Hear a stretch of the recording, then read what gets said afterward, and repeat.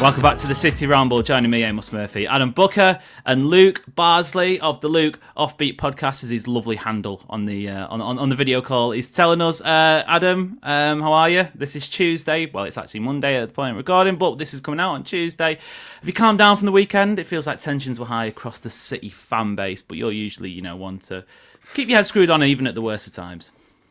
Well, yeah, we've started this era now where I said this yesterday in our City Ramble WhatsApp. It's really annoying because I feel like within a half hour of the end of any City game, the reaction leaves. Like, I stop reacting to the game itself and have to react to other people reacting because we've just become so reactionary and head lossy and sky is falling every time the most minor thing happens to anything or anybody at this club. So it's like I had forgotten about the game within like 20 minutes of full time because I was seeing like sell Marmoush on Twitter and stuff like that. It's like, what are we doing? I don't understand. Like, somehow last season broke people to an unimaginable level. The first time City didn't win the league in 4 years broke people. Let's let that sink in for a quick moment here. It's 2 games into the season. City looked fine in the first game. I know Wolves aren't anything, aren't all that, but like, City have been in 13th place in November and won the league. Yeah. Calm down. Calm down. Yeah, not a bad way to kick things off. Luke, you're always a ray of positivity. Whenever you come on these shows, you've sort of made that your go-to, I guess. So I imagine you're the same. I mean, I am not gonna sort of clown anyone for getting over emotional about football because Lord knows I am king of the hill when it comes to the sort of stuff like that. But like Adam says there wasn't, in my opinion, it wasn't rational from the weekend because I've spoke about this a lot on the match review show that was released on Monday. You can listen to that or you can watch it on YouTube, just like this show at the moment. But I was like, yeah, it was a defeat, but there was a scenario where that exact game gets played and City win 2-0 instead of losing 2-0. It wasn't that City were battered, whereas you rewind to the Spurs game last season and City were battered, and maybe the barometer shouldn't be games against Tottenham Hotspur, but I felt a lot more at ease at the full-time whistle than I did do for many, even some of the games City won last year. I felt like City were better in that situation on Saturday. Yeah, I didn't think we were too bad. I think I messaged a group chat literally on half-time saying, do you know what, we've been all right. Like, we haven't been bad at all. Don't get me wrong, it's a freak mistake. Goalkeepers, the way we play, we're going to get mistakes like that. That's just how it works. But people like to focus on how City's performance they scrutinise it quite significantly. And there's a lot of people who make very overzealous sort of calls at no reason. Especially, you're 20 minutes after a game, you're going to be irate. I understand that. But some of the things that were coming out, like sack Pep, Marmoush sold, I was like, Rico Lewis done. Like, what's happening? Let's be frank here. Let me put everything into context, and I'm going to focus a little bit on the opposition because I think that's a good place to start. We're coming up against a manager who knows how to beat us. Very good seasoned Premier League manager. Deserved this move to a higher club. Probably going to push on very well with Tottenham. And they played a very good game plan. They've obviously bought well in the summer. They bought a number 6, which they've needed for the last 10 years, I think. Finally got a good, solid position there. They've got some exciting new players in Kudus, for example. Richarlison looks like a different man this season. And I just think they played well. I think they had a game plan, they stuck to it, and that's all that happened, really. It's a simple case of, I think, if this game was played in March, we win 3-2. I think it's a simple case of they've got a new manager bounce and all that. And we were poor second half. We were poor. But first half, there was plenty of positives to take. And we're 2 games in. Like, just chill out, guys. Like, this is not going to be a defining moment for our season. No way. It's just really interesting because it feels like only 3 or 4 years ago, I would have classified City as having an extremely patient and understanding fan base. And it felt like in those years of like the first season under Pep attacking thing. Like every player that came in had an automatic 1 year of leniency from the fans because everyone understood. Maybe you're coming to a new league, you're coming into a new system, learning how to play under Pep, learning how to play in this well-oiled machine, all that kind of stuff. And maybe that was the wrong classification. Maybe it was just like because we were winning, we were willing to be patient. But now there's absolutely no room for patience or any logical, rational thinking of why things might not be going well because things aren't going well. So I don't think we need to go on any more about it because, most of the reaction like this is coming from people who weren't here before and won't be here later. But yeah, it's just insane. Like there's 36 games left. Yeah. Before we go any further, this is, I guess only of use to the people watching the YouTube video, but any guesses for the football shirt I'm wearing? It's to a bit audio description wise, it's red and black stripes, manufactured by Puma. The sponsor is... It's simply not red and black stripes. Sorry, it's not. No, it's I'm red a and bit white confused stripes. Yeah, it is. It's not like the black and blue, gold and white dress. It is actually red and white stripes. And it's got like a flag badge. I'll be very impressed. We won't spend too long on it, obviously, because it doesn't make for great audio listening, but I'll be very impressed if any Can you give us a continent? Europe. Okay, that doesn't narrow it down. No. Do you want to have a stew on it? It's good. No, it's not Germany. Oh. You have a think about that. I'll come back to it in part 2. Luke, one of the talking points I wanted to hone in on is the performance of Omar Marmoush because, weirdly, I never used to be like this, but maybe it was last season and sort of being desensitized to it in the sense that I never used to listen or watch City-related content after defeats. But that's changed for me, and I've been taking in a lot after the Spurs game and, trying to see where... I think partly as well because it was such a divisive result, as we've seen, in the reactions we've already done. And I was taking in a few different podcasts and shows and whatnot, and, nothing against anyone personally, but I was surprised at the reaction to Omar Marmoush's performance from a couple of people because my sort of understanding or assumption of forwards, when I'm watching a forward play, I would much rather my attacker be involved and potentially execution-wise it doesn't come off. Not all the time, if that is consistent, then it's obviously a problem. But I watched Omar Marmoush on Saturday and I could see exactly at all points what he was trying to do. It was just an off day for him on an off day for City. I'd say maybe 8 out of 10, 7 out of 10 times, the one where Vicario saves it, he manages to lift it over. I think it was a great save. Vicario rushes out. Omar Marmoush doesn't necessarily have time to get his head up, blah, blah.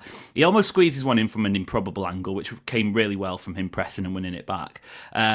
Especially when Ait Nouri's on the pitch, he was linking up with him very well. I feel like he was maybe stunted a little bit. Nathan Ake coming on didn't have that sort of help, and I'd say the same for Doku when he came on, to be fair. There wasn't that. It was very isolated from that point on. I'm not saying he played well, but I'm a bit sort of gobsmacked at some of the reactions that, this is the writing on the wall for his City career. I think Marmoush is brilliant. I think he's a brilliant footballer. And it's like you were saying, I think when a player goes missing, it's a bigger worry than a player who's gambling. And when you've got a player in that high front third of the pitch, they need to gamble. If they don't gamble, then what's the point? Like, when you've got a passive winger like that and they're not creating anything, that's when you need to worry because there's nothing going to happen. As you said, another day he scores 2 goals there. And the problem, so I had a perfect view of the chance where Haaland poked it through. He went near post and he should have gone far post. If he goes far post, it goes in. Vicario basically closed down the angle because where I was looking, I was directly in line with the far corner and him. And it was open and he just didn't look up. He was looking at the ball.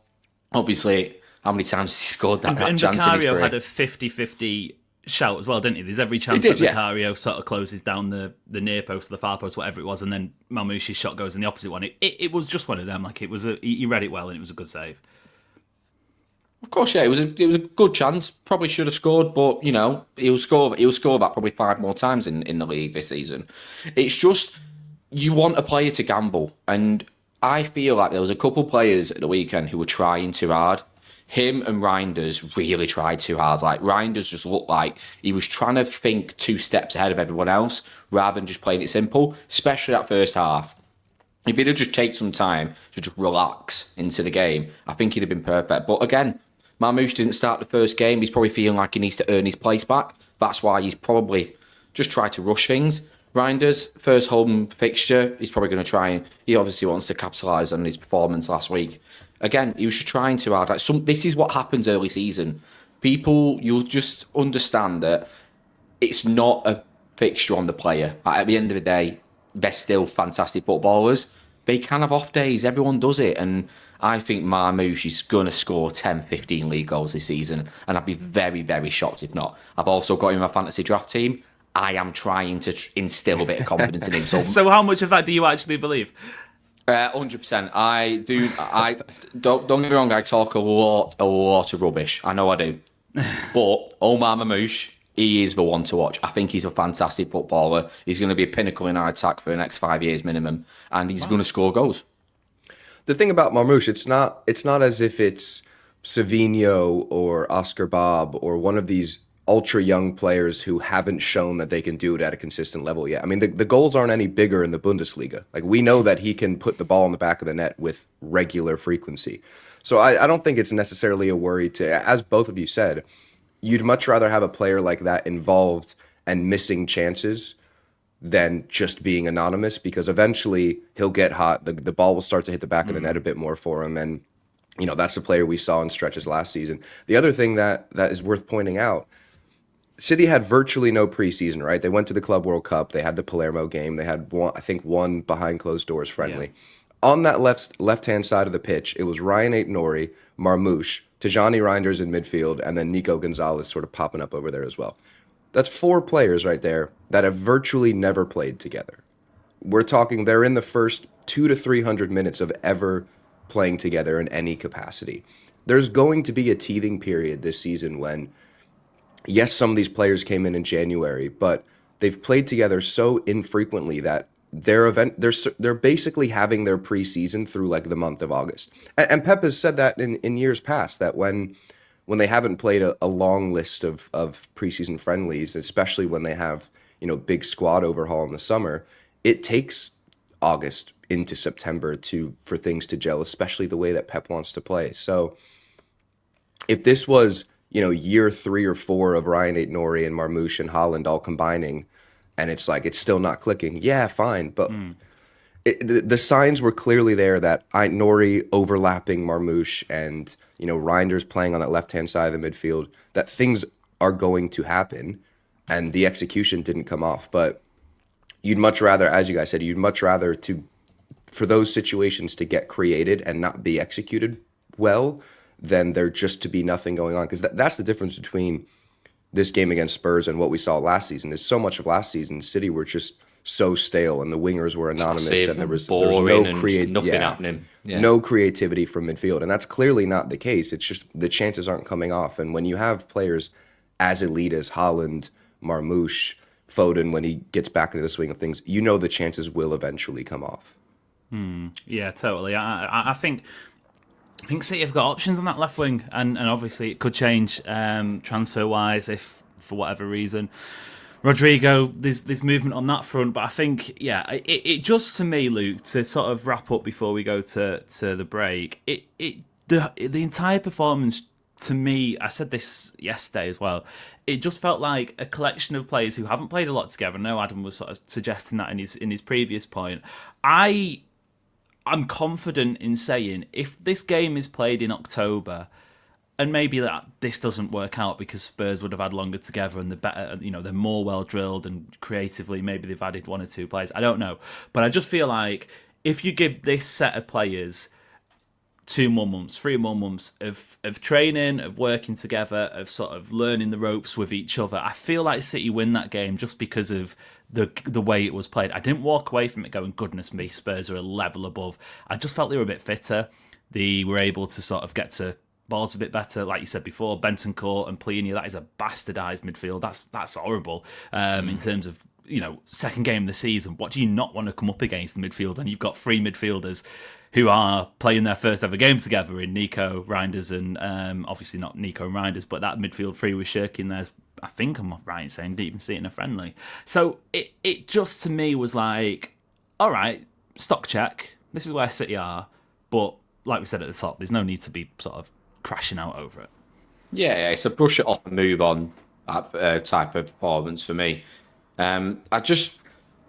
That Tottenham team is a good team, and I've said it quite a few times now. But if they sign a 10, they're dangerous. Like Eze, imagine Eze in that team. Like they could push top four. Do they need it? I know easily. this isn't the Tottenham ramble, but like, Yeah. I But know maybe for teams that are getting, lower in the table, they might need like a little bit more of a spark, so perhaps. But to me, that felt like a bit of an Atletico Madrid style performance, and it was interesting because I didn't necessarily agree with a lot of, I've seen people got Thomas Frank masterclass, blah blah. I don't think Spurs had to do a lot to beat City on Saturday because a lot of the issues were almost self-inflicted.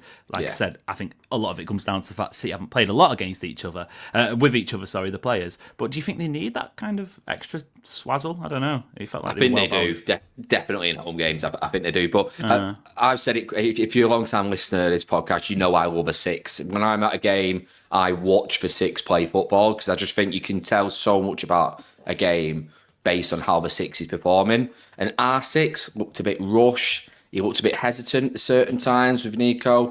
He just looked like he probably just had not got enough match fitness, which is fine. Whereas they had a well-drilled Palhinha. He was their best player, I thought. He was sensational. He cut everything out. He was barking orders everywhere. He was brilliant. And it's just an early season performance. So we'll bounce back next week and we'll just forget about this as well. That's what's going to happen, I think. Yeah, totally.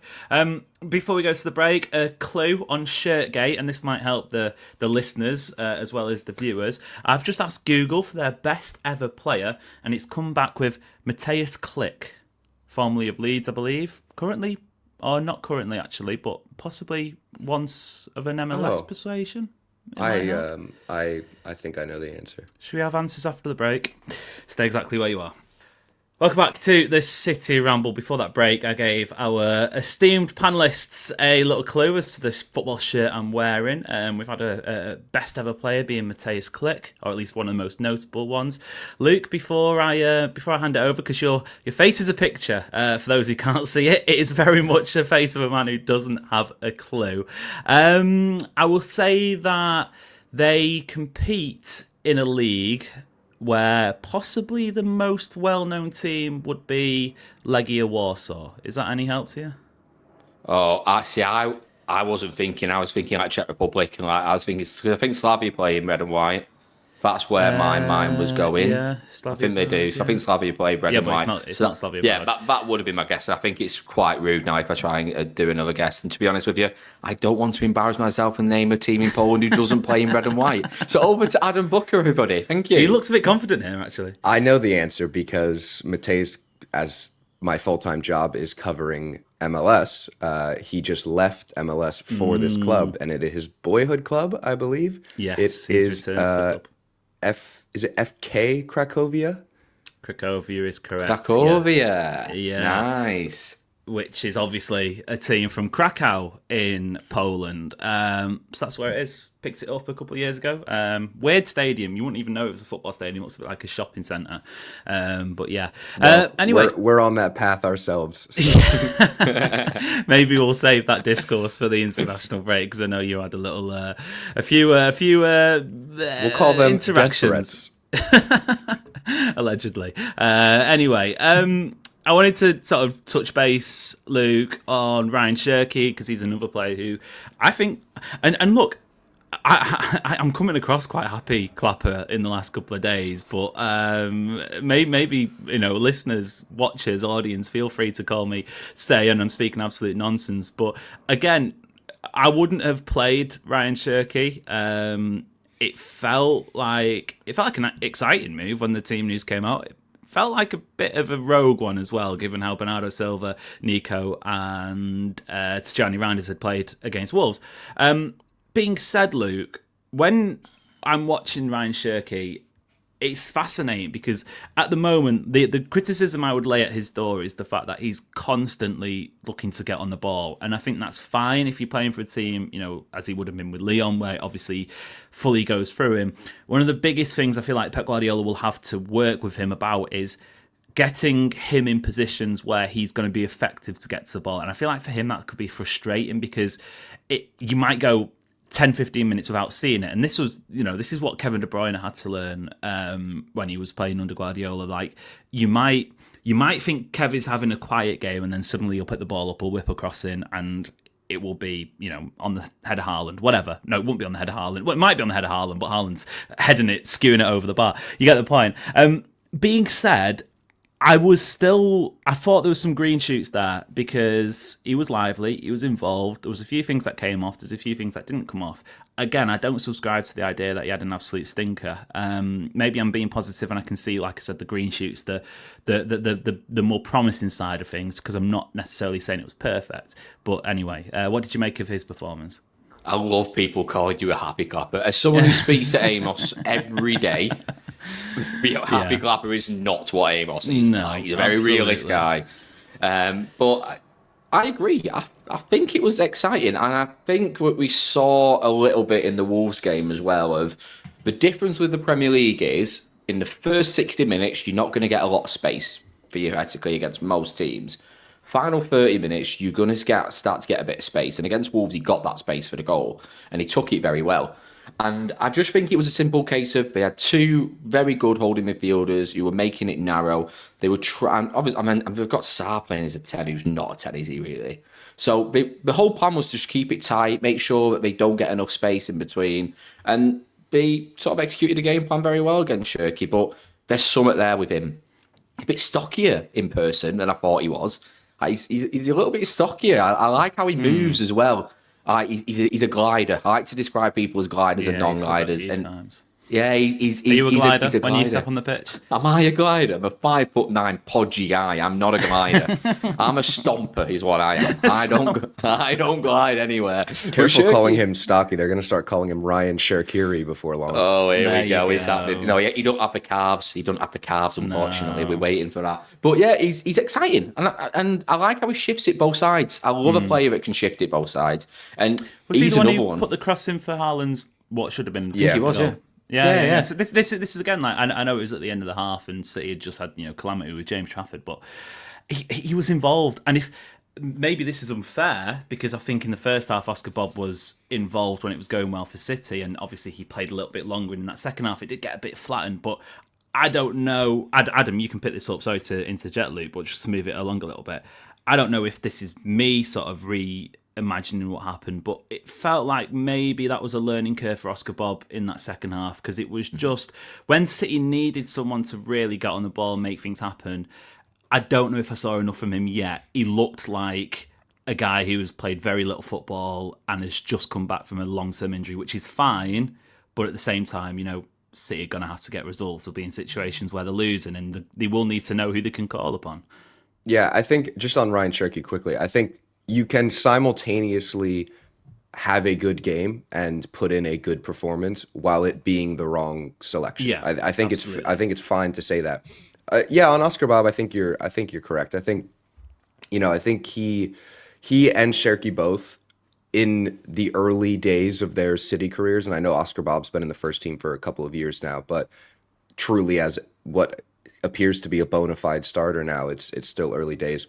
I think they probably will be kind of luxury player-esque for a little bit, just as games ebb and flow around them and they try and find their place in them. And I think that's totally fine. I think that's why the Cherki selection was a bit weird for me, because knowing how Thomas Frank teams like to set up, especially the way that Spurs have always set up coming to the Etihad, it felt like City would need that control from midfield, and it was control that they had from Bernardo Silva, Reinders, and Nico Gonzalez against Wolves. And I was a bit bemused by that selection as well, because I think a huge reason that City struggled in that first half was because they would get little spells of possession, and Oscar Bob looked lively, and Cherki looked lively, and Marmoush looked lively. But then when it would go the other way, they really struggled to regain the control, and it would take them 10 minutes or so to get back into that tempo and that rhythm. Whereas you felt like if it was your, dare I say, the Youngs, Bernardo Silva, and certainly with Rodri back in there, they get back into that rhythm a lot quicker, and they recognize the state of the game and how they need to adjust. And I think there's probably a learning curve for players like Cherki, especially if Cherki's playing in midfield. it's something that Pep doesn't really do. Even when he signs midfielders, he doesn't want to play them in midfield for quite a while because there's so much burden and responsibility that comes with doing that in Pep's teams. So, my hot take at the beginning of the season when we were doing those on social media was that Cherki doesn't start double-digit Premier League games, and I still stand by that. And that's not to say I don't think he'll be a difference maker this season, because I think in a game where maybe you're chasing a goal or you're trying to kill a game late on, just as we saw at Molyneux, he's an absolute killer to come on. And when there's a game that's stretched and he has a little bit of space, he will come on and he'll bury the second goal of the game and put it to bed and all that kind of stuff. But I think when you're in these, frustrating when it looked like he was taken off at the point where the game was perfectly made for him. I think it was almost like Pep recognized his mistake from the start and tried to rectify it, but rectifying it on the hour mark or the 55th minute, it's like, the game's already gone at that point, and now actually you need the cut and thrust from Cherki and players like that. So I think next weekend against Brighton, even though it's probably they're somewhat of a lesser opponent than this Thomas Frank Spurs, I think we probably will see Pep resort back to Bernardo Silva in midfield, maybe Foden out wide, because we know that he can do the control and have a bit more of that cut and thrust. But I think it's fine. Like Pep needs to figure out what he has in some of these players. It's a bit weird that he did it in this game, I think, to learn those lessons. But we need to figure out what kind of player Ryan Cherki is at the start of his City career. And as we said, we gave so much grace to Riyad Mahrez and all these players coming in. I think Cherki deserves the same amount of grace. Oscar Bob deserves the same amount of grace, even though he's been here for a little bit. They are figuring out how it works, and it's going to take time. Yeah, definitely.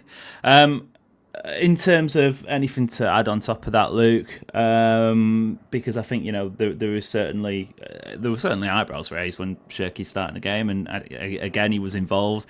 I'm not saying it was a 8 out of 10 performance. I think it was very much a 6 out of 10 at best. There were moments of wastefulness and whatnot, and there were moments of wastefulness across the entire front three and the midfield. And this is why I go back to my overarching point from this entire 90 minutes of football, 100 minutes including added time, was it wasn't a podgy win that we saw at the back end of last season where you had Gundogan, Bernardo, De Bruyne, Kovacic sort of just grinding it out, and it was always okay. It felt like City didn't want to lose games, and if the goal popped up a bit like it did in the Villa match or the Everton game, great, bonus.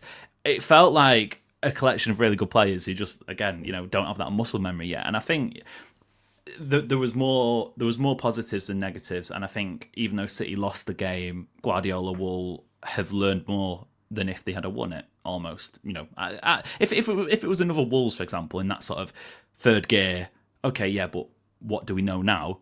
I think that's kind of where I'm at now in terms of taking the positives from it. I think that's a fair comment as well. I think he is going to learn a lot from this game, and I think it's something that we should be doing in early season as well. I was very much quite a vocal against the Unks last year.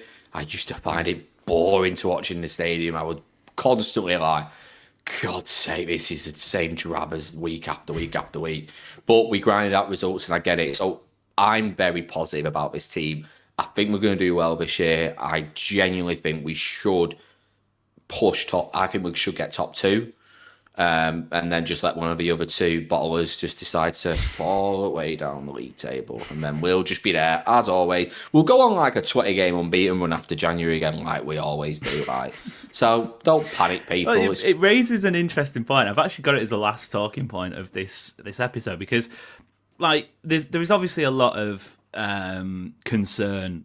I think more of it is the fact that the defeat came so early on in the season after last year, and there has been so much turnover. And look, there is still questions to be finalised about this squad. Even after the transfer window finishes, there will be parts of the City squad which are going, okay, possibly January, but definitely in the summer. That's where more work will be needed to do. But Luke, we've seen some of the best ever City teams start these pre-international break matches really slowly, and Guardiola always speaks about, I think if he could, he'd get rid of pre-season tomorrow and he'd just have 4 weeks on the training ground, no matches. If you want to do behind closed door friendly, then whatever.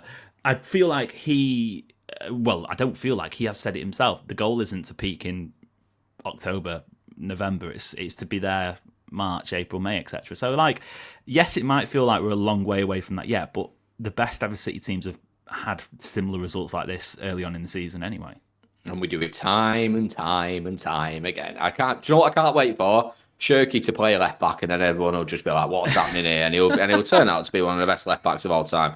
Something's going to happen. Maybe not quite that far, but I know what you're saying. Let's just throw random shit at the wall, and then something will stick. That's my motto in life. But it's going to happen. You can't go a whole league season unbeaten. Like, it doesn't happen. At Arsenal, we say, "Oh, the Invincibles beating every cup." Like, do you know what I mean? Like, you can't go a whole season unbeaten. You're going to lose some games. Sometimes it happens. It's how you adapt and how you bounce back from these defeats. And I'm fully expecting us against Brighton to put on a bit of a show, sort of be a bit more control, bring in Bernardo. I've also got Bernardo in my draft team, so come on, Pep. Come on, Pep. Let's get Luke up that draft league, because at the moment, I've got 3 City midfielders, and I've stunk after this week, so Pep needs to bring me back up. So if you're not doing it for themselves, do it for me. Are you in the City Ramble FPL league? I am, and I don't want to sort of.